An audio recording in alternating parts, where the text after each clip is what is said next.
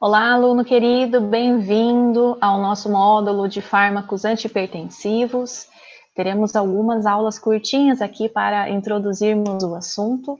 E nessa primeira aula, nesse nosso primeiro bate-papo sobre a farmacologia, né, e o tratamento do paciente hipertenso, nós conversaremos um pouquinho sobre uma visão geral sobre a hipertensão, o manejo do paciente hipertenso, para que vocês tenham um conhecimento sobre como escolher os fármacos para tratar o paciente, né? Nós sempre conversamos aí nas nossas aulas sobre a importância da terapêutica individualizada e aqui na hipertensão isso justifica-se ainda mais, visto que nós temos que levar em conta as particularidades de cada paciente. Então, por isso, essa nossa aula introdutória aí sobre o manejo do paciente hipertenso.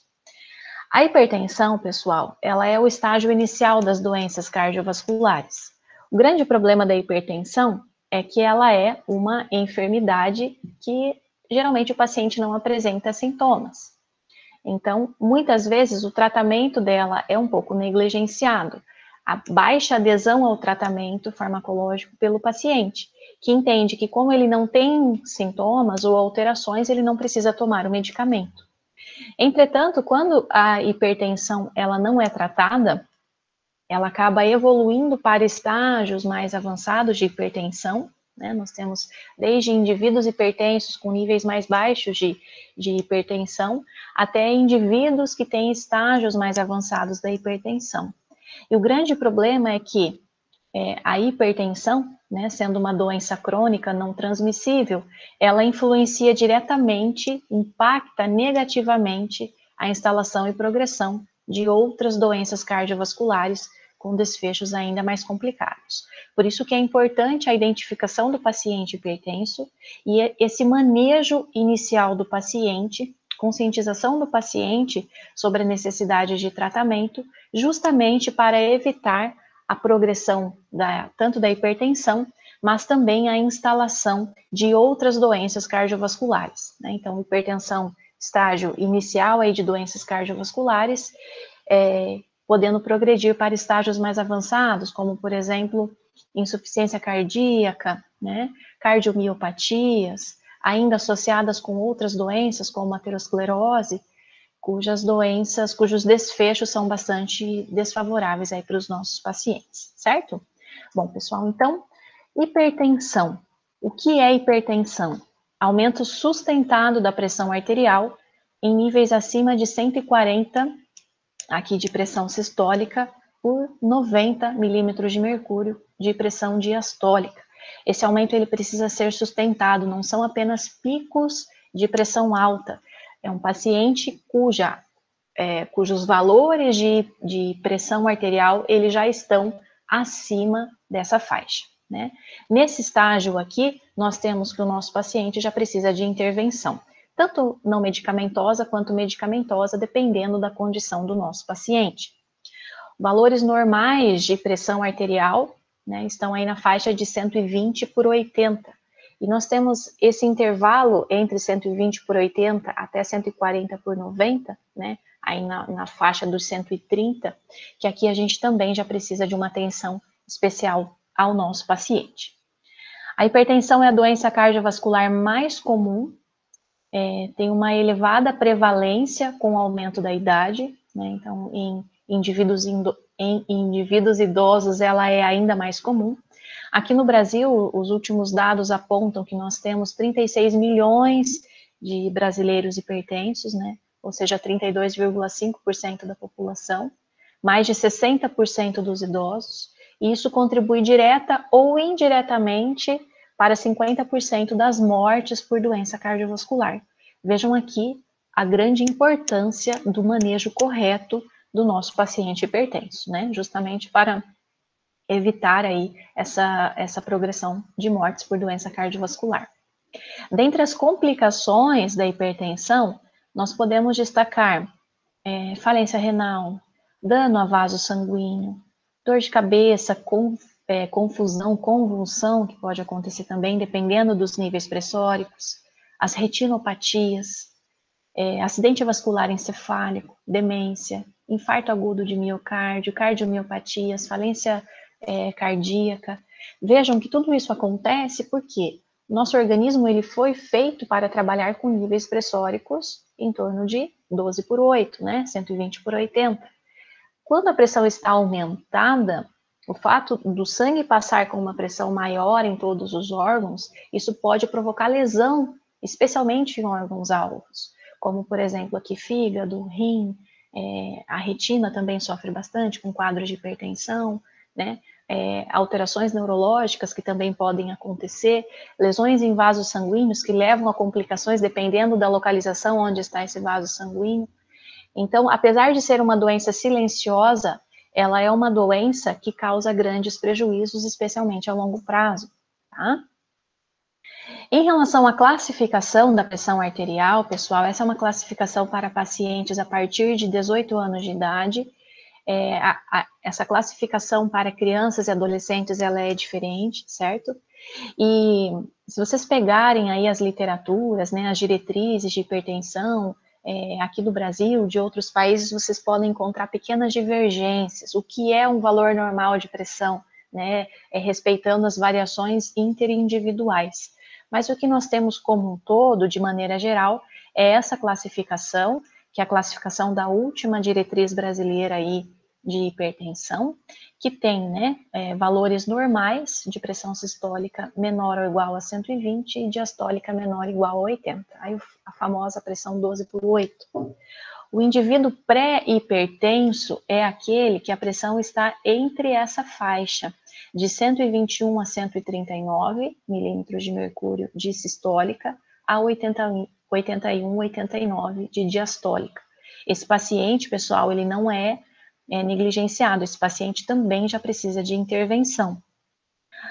Aí nós temos os 3 estágios da hipertensão, o estágio 1, 2 e 3, sendo 3 o estágio em que o nosso paciente tem níveis pressóricos bastante elevados, acima de 180 milímetros de mercúrio de pressão sistólica e acima de 110 de diastólica, tá, pessoal? Vejam que com uma pressão nesse valor, aqui nós já temos riscos de eventos cardiovasculares, como infarto, né? E também de eventos neurológicos, como acidente vascular encefálico, tá? Geralmente um paciente que é hipertenso estágio 3, ele já tem outros fatores de risco associados que também favorecem a ocorrência de eventos cardiovasculares. Pacientes que são hipertensos em estágio 1, eles têm aqui níveis pressóricos entre 140 e 159 de pressão arterial sistólica e entre 90 e 99 de diastólica. Quanto maior for o estágio do nosso paciente, quanto mais avançado é o estágio do nosso paciente, mais difícil é controlar a pressão arterial. Tá? Então, por isso que é importantíssimo que nós consigamos identificar no nosso paciente precocemente a hipertensão e tratá-la de maneira correta para evitar a progressão para estágios mais avançados, nos quais nós temos mais dificuldades de controlar o nível pressórico do nosso paciente. Dentre os fatores de risco para o desenvolvimento de hipertensão, nós temos, né, os fatores, tem diversos fatores que podem contribuir, mas nós temos os fatores de risco que são chamados de fatores de risco clássicos. O primeiro deles é a alimentação, né? Então, dieta rica em gorduras, né, em carboidratos, é um dos fatores que leva aí ao favorecimento do desenvolvimento da hipertensão. Dieta rica, tanto dieta rica em gorduras e carboidratos, mas também dieta pobre em fibras, verduras, legumes, né, proteínas também. Um outro fator que contribui significativamente para a instalação da hipertensão é o alcoolismo.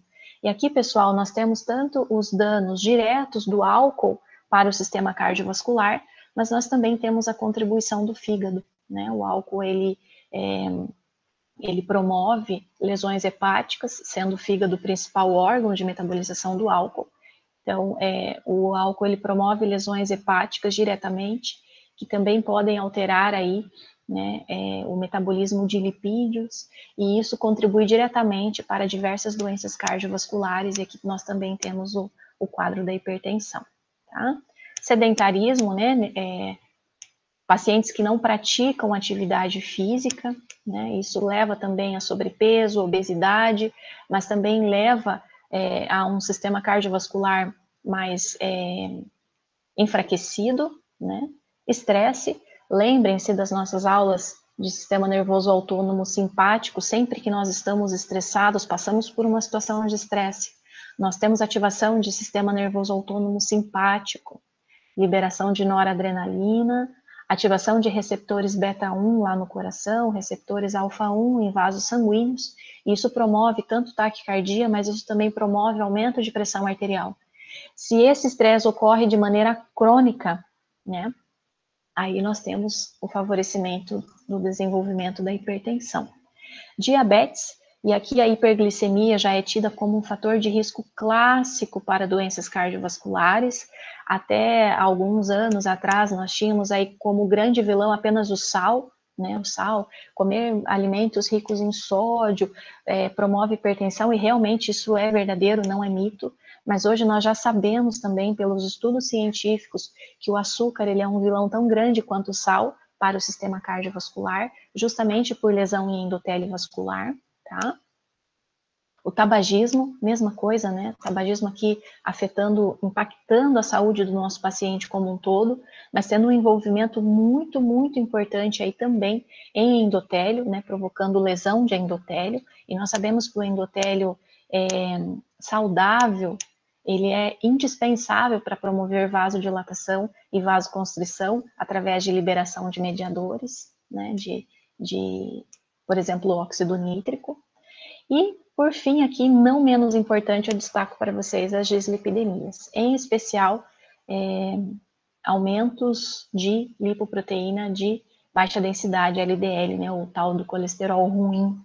As dislipidemias, pessoal, elas contribuem muito para a instalação da hipertensão, mas também pacientes hipertensos, eles têm um favorecimento da ocorrência de aterosclerose, que é uma doença caracterizada pela formação de estrias de gordura na camada íntima dos vasos sanguíneos.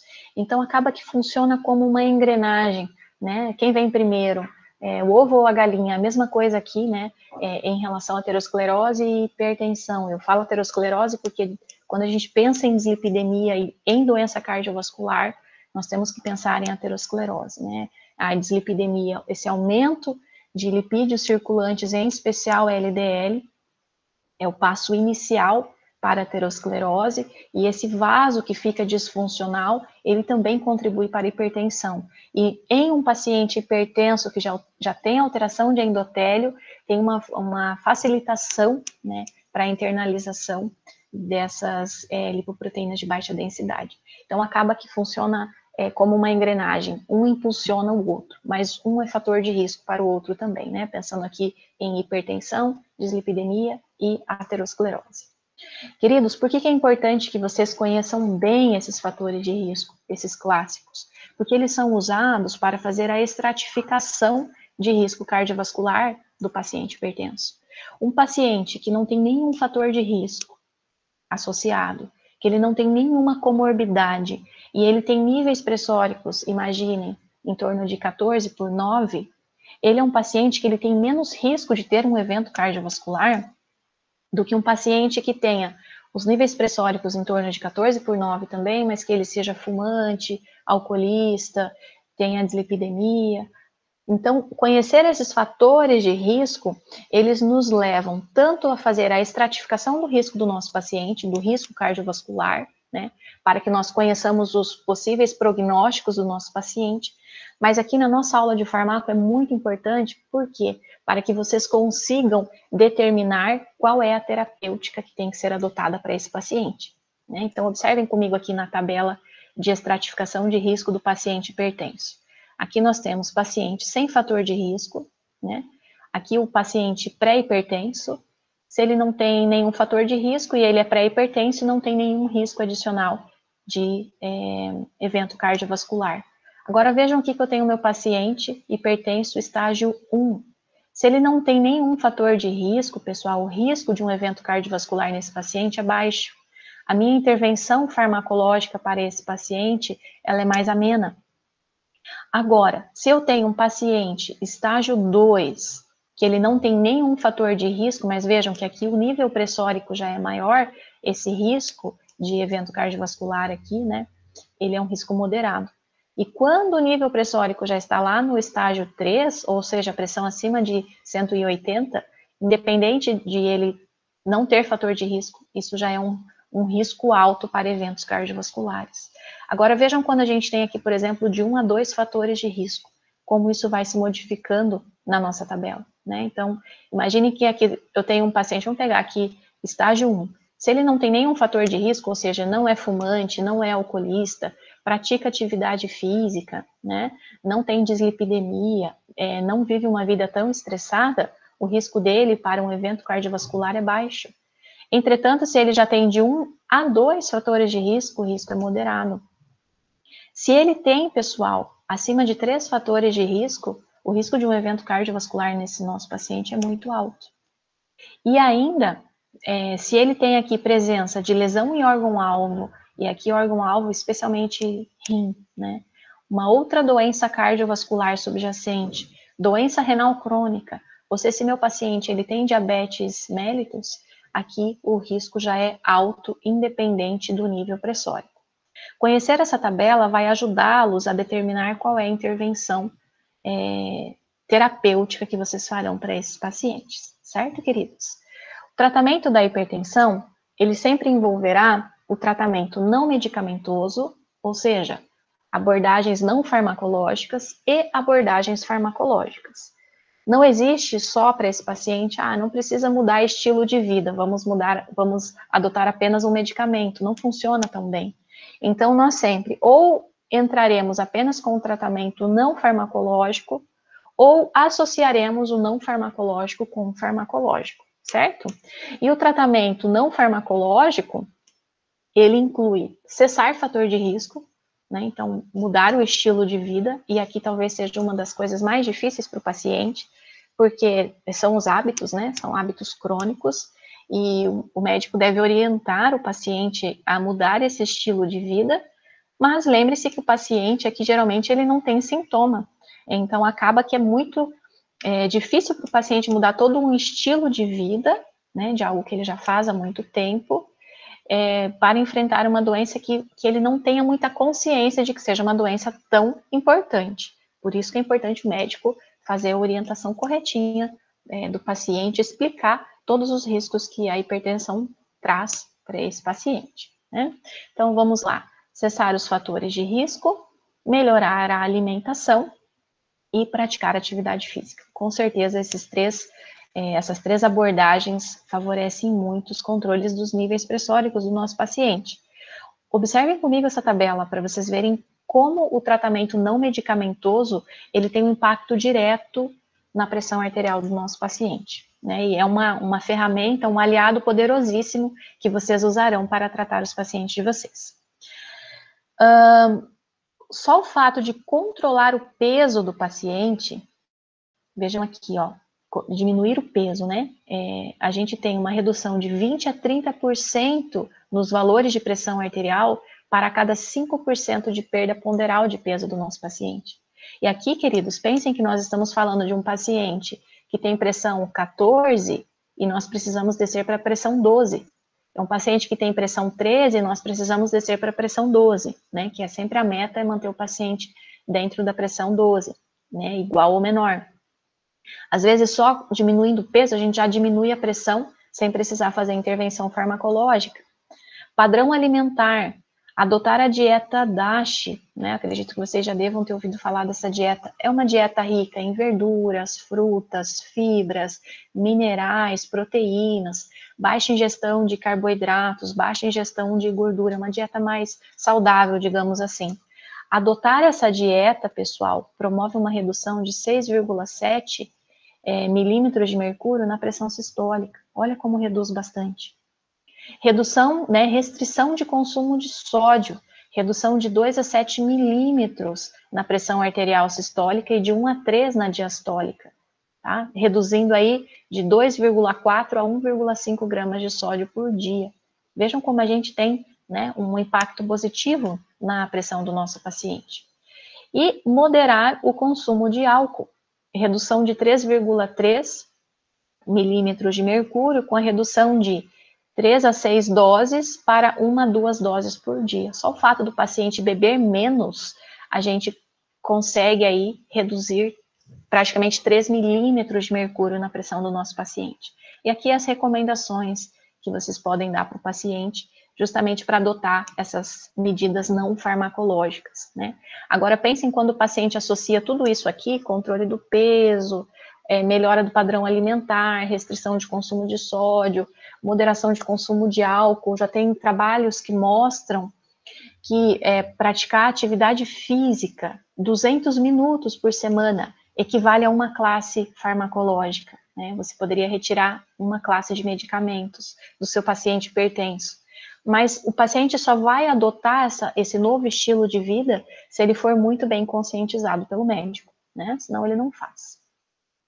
Bom, vamos agora falar da abordagem para o nosso paciente, já de acordo com os níveis pressóricos que eles têm. Vamos começar aqui com o nosso paciente, que é o pré-hipertenso, 130 a 139, 85 a 89 milímetros de mercúrio. Essa faixa de pacientes, pessoal, né, indivíduos que são pré-hipertensos, a gente observa que nós temos uma grande quantidade de portadores de outras doenças cardiovasculares, pacientes com doença renal, diabetes, síndrome metabólica e outros fatores de risco cardiovasculares, eles são muito presentes em pacientes nessa faixa pressórica, né? Por isso que é importantíssimo já começar a tratar o paciente nesse momento, né? Para que a gente evite subir para estágios mais avançados de hipertensão.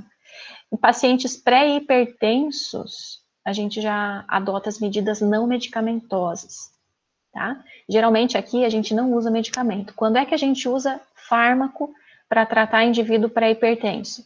Se ele tiver história prévia de doença cardiovascular, né, então já teve um evento, ou tem histórico na família, aí dependendo também dos fatores de risco associados, vocês vão associar já um medicamento. E se ele tiver um risco cardiovascular alto, mesmo sem ter doença cardiovascular. Lembrem lá da tabelinha, né?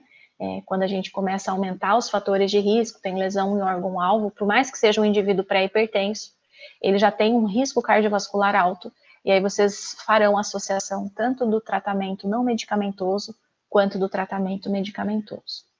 Vamos lá. Pacientes hipertensos estágio 1, né? Então aqui os valores de pressão. Vejam que esses pacientes, né, são estágio 1 que tem risco baixo ou moderado.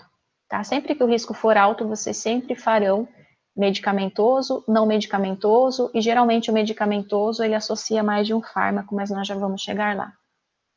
Bom, então vamos lá. Paciente hipertenso estágio 1, primeiro vocês tentarão terapia não farmacológica por 3 a 6 meses, certo? Primeiro vai tentar ajustar estilo de vida. Isso para paciente que tem risco baixo e moderado, tá? Se for alto, daí já tem que entrar com tratamento farmacológico também. Se de 3 a 6 meses, vocês vão fazendo o acompanhamento do paciente, vão fazendo a monitorização.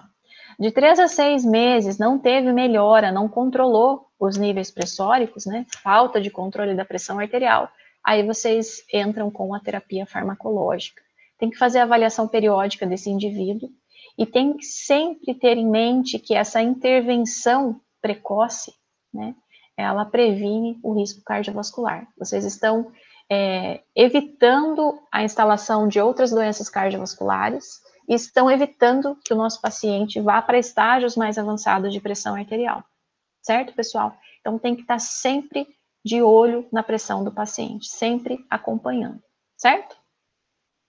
Bom, pacientes hipertensos estágio 2 e 3, né? Então aqui nós já temos níveis pressóricos mais elevados e todos os pacientes que têm risco alto, independente do estágio da hipertensão. Imediato tratamento medicamentoso e não medicamentoso, tá? Então vejam que aqui quando a gente tem estágio 1 e risco baixo e moderado, a gente tenta a terapia não farmacológica por 3 a 6 meses. Aqui não, pessoal, aqui a gente já vai com as duas terapias. A terapia não farmacológica isoladamente, ela não é suficiente para alcançar a meta pressórica recomendada, mas ela é adjuvante no controle da pressão arterial e de outros fatores de risco que também favorecem a hipertensão, né? Então, as duas medidas, né, são duas frentes de ataque, elas se complementam para que nós consigamos reduzir os níveis pressóricos do nosso paciente. Estudos com fármacos antipertensivos, e aqui eu digo estudos para vocês, assim, estudos com milhares de pessoas, né, estudos multicêntricos, eles mostram, né, essa eficácia desses medicamentos na redução da pressão arterial e na proteção cardiovascular frente a eventos cardiovasculares. Como é que a gente faz o tratamento medicamentoso do nosso paciente? O principal objetivo desse tratamento é reduzir a pressão aí para níveis na faixa de 120 de pressão arterial sistólica para 80 de pressão arterial diastólica, tá? Então, sempre que nós iniciarmos um tratamento farmacológico no nosso paciente, o objetivo é chegar à pressão na faixa de 12/8. Claro que se você pega um paciente estágio 3, né, de hipertensão, às vezes você consegue até fazer os ajustes e ver quais fármacos melhor se comportam para esse paciente. Às vezes a gente consegue reduzir aí, né, para valores pressóricos 14, 15, já é algo positivo, mas a meta sempre tem que ser chegar em 12/8. Por isso que a gente vai trabalhando com as classes farmacológicas antihipertensivas que nós temos, até que a gente consiga atingir essa meta. E aí, pessoal, vai variar de paciente para paciente. Às vezes, determinadas associações funcionam melhor para um paciente do que para o outro. O médico tem que ter esse feeling de ir trabalhando com esse arsenal terapêutico que ele tem, que tem uma melhor resposta no seu paciente. Princípios gerais do tratamento da hipertensão. O medicamento deve ser eficaz por via oral. Hipertensão, como eu disse a vocês, é uma doença crônica não transmissível, não tem cura. O paciente vai ter que tomar o medicamento para sempre, né? Imagine se tivesse que ser um fármaco injetável, né? Aí sim que a adesão seria muito baixa. Então tem que ser um medicamento eficaz por via oral, bem tolerado. A maioria dos fármacos antihipertensivos, como vocês verão nas próximas aulas, eles são geralmente seguros, tem alguns efeitos adversos que são mais ou menos proeminentes, mas vocês conseguem trabalhar com isso também. Permitir a administração do menor número possível de tomadas diárias, com preferência para aqueles que sejam dosagem única, né? Paciente que tem que tomar muito medicamento por dia e são vários comprimidos, a adesão também diminui. Sempre que possível, escolham fármacos que tenham o menor número de tomadas possíveis, né, diárias. O tratamento deve ser iniciado com as menores doses efetivas, podendo ser aumentadas gradativamente e ou associar-se outro hipotensor de classe farmacológica diferente. Eu vou introduzir para vocês aqui daqui a pouquinho as classes farmacológicas, mas vocês sempre começarão com a dose mais baixa que tenha ação terapêutica, né, a dose mais baixa efetiva. Se não tiver resposta, vocês podem aumentar essa dose, e se com a dose maior ainda não tiver resposta, vocês vão associar um segundo medicamento. Infelizmente, nós temos pacientes hipertensos que eles tomam 3, 4 classes de fármacos antihipertensivos para conseguir controlar a pressão arterial, tá? Então, mas é sempre esse raciocínio. Menor dose, não teve efeito, aumenta a dose, não teve efeito, associa mais uma classe, tá? E essa classe que você associa na menor dose, não teve efeito, aumenta a dose, não teve efeito, associa uma terceira classe, tá bem?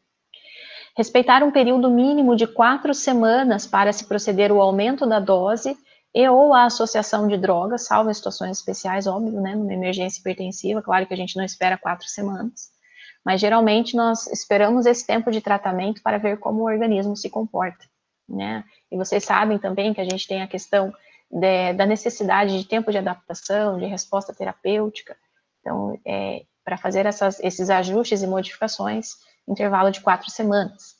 Instruir o paciente sobre a doença, sobre os efeitos colaterais dos medicamentos, sobre a planificação e sobre os objetivos terapêuticos. Tem que orientar e conversar muito bem com o paciente, porque vejam que aqui tem o trabalho de vocês, que vão escolher o medicamento ideal, né, para tratar o paciente, mas tem o trabalho do paciente que tem que fazer o tratamento não farmacológico em casa, e também que tem que tomar o medicamento certinho. Tem muitas pessoas que o certo é tomar o medicamento antihipertensivo sempre no mesmo horário, todos os dias. Tem pacientes que só tomam quando, eu tô com uma dorzinha aqui na nuca, uma pressão, assim, eu acho que eu tô com a pressão alta, eu vou tomar meu remédio de pressão. Isso não funciona, né? Hipertensão é uma doença que tem que ser tratada todos os dias, certinho, e o médico tem que conscientizar o paciente disso. E um outro fator muito importante aqui, pessoal, é considerar as condições socioeconômicas do paciente. Vejam que aqui eu disse para vocês que nós temos diversas classes que são usadas, e essas classes variam de custo. E também, quanto mais classes vocês associam para o paciente, maior é o custo, porque são mais medicamentos que ele tem que tomar. E muitas vezes esses pacientes, por serem, em sua maior parte, idosos, eles já tomam outros medicamentos, né? Que no final do mês fica pesado para o paciente.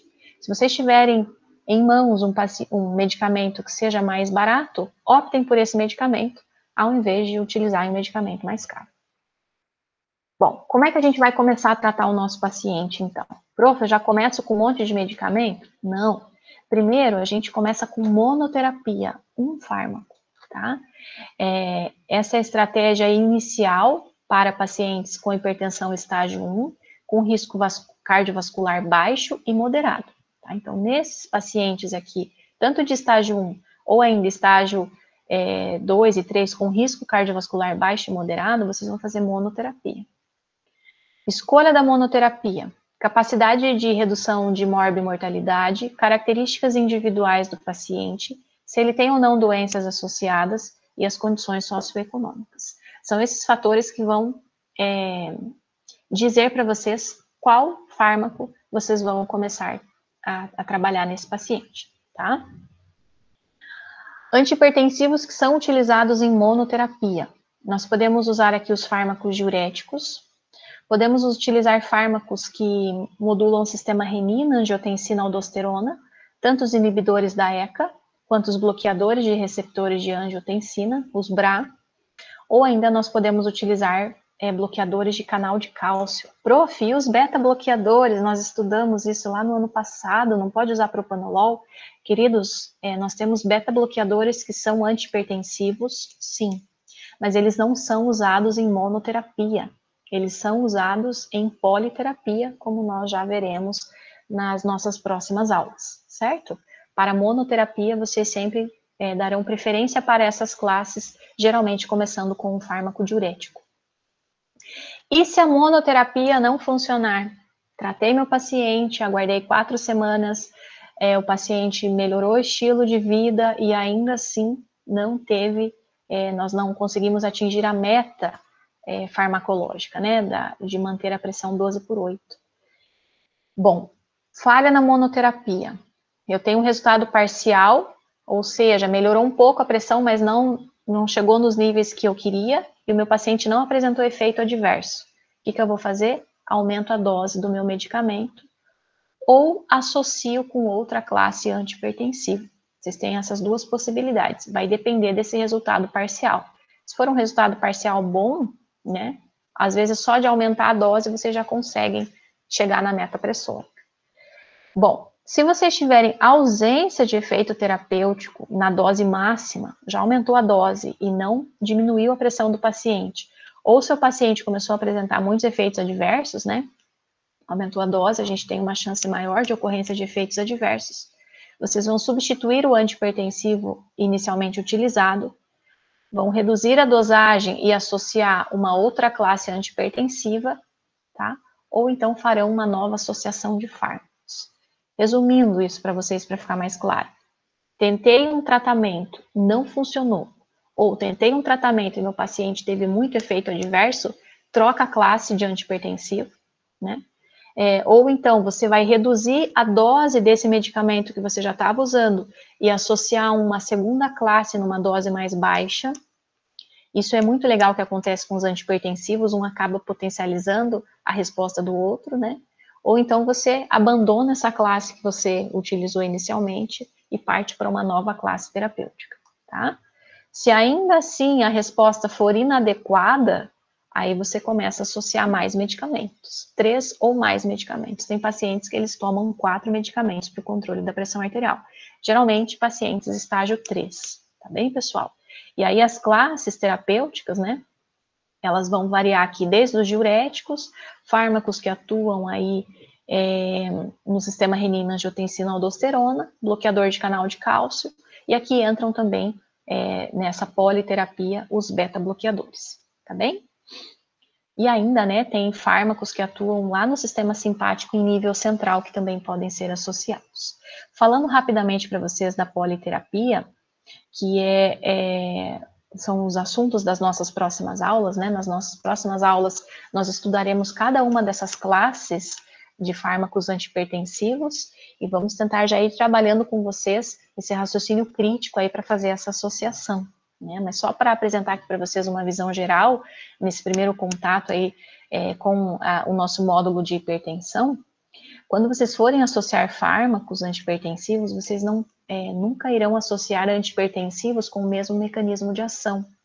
Então, exemplo, eu não vou associar 2 tipos de diuréticos, né? Eu não vou associar 2 fármacos que atuam lá modulando o sistema renina-angiotensina-aldosterona. Essa associação geralmente acontece de fármacos de classes diferentes, para que a gente consiga controlar a pressão do nosso paciente atuando em diferentes alvos. Então, eu vou associar um diurético e vou associar também um fármaco que vai inibir a ECA.